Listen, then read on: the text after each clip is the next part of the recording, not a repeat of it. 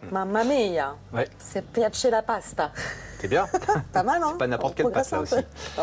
Depuis samedi, Audrey, se déroule à Paris le Salon international de l'agriculture. L'occasion pour Vincent de remettre son titre en jeu. Il a obtenu une médaille d'or au concours général agricole pour ses rillettes de canard. Anan Mokrani l'a suivi avant et pendant cet événement crucial.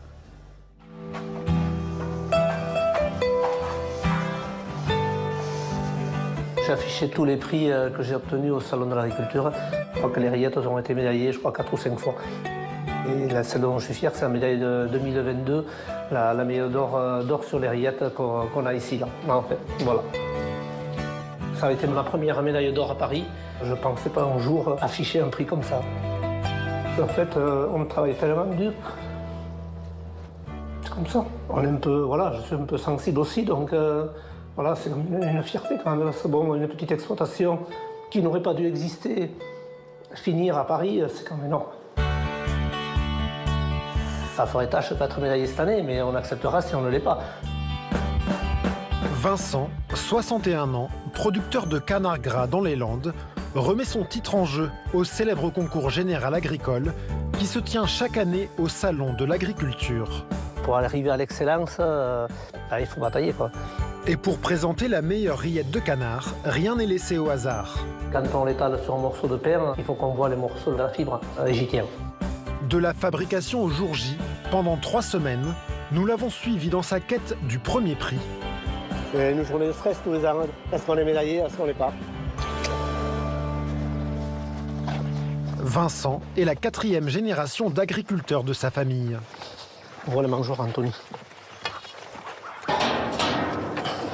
Ces canards sont élevés pendant minimum 14 semaines en plein air, sous le climat doux et humide des Landes.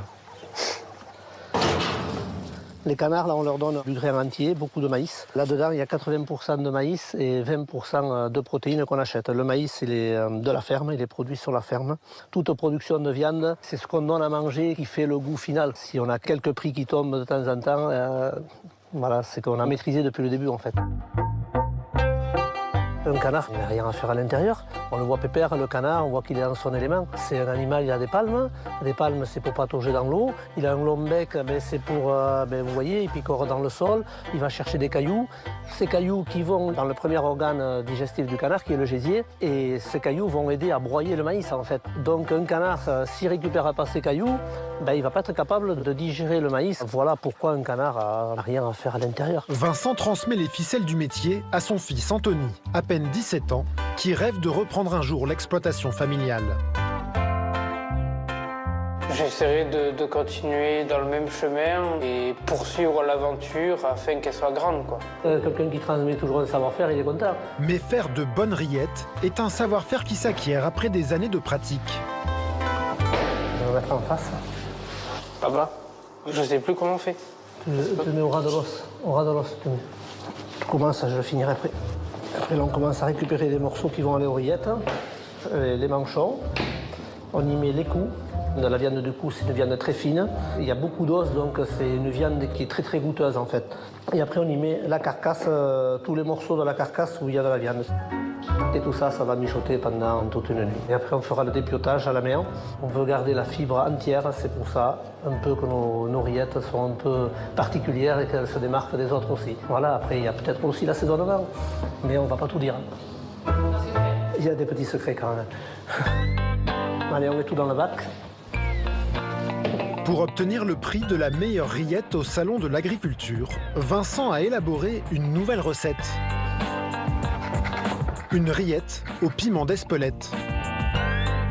On serait content de les voir médailler la première participation. La fibre est entière. On voit qu'elle a été bien défaite à la main. Voilà, elle n'est pas compacte. Ça devrait plaire au jury. Pour moi, elles sont bien. Pas d'os, pas de morceaux durs dedans. Non. Pour moi, aujourd'hui, elles sont médaillables. Après, ça dépend du jury. Il n'y a pas de raison.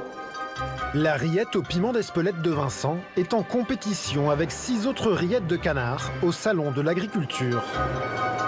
Un rendez-vous incontournable qui se tient depuis la fin du 19e siècle à Paris.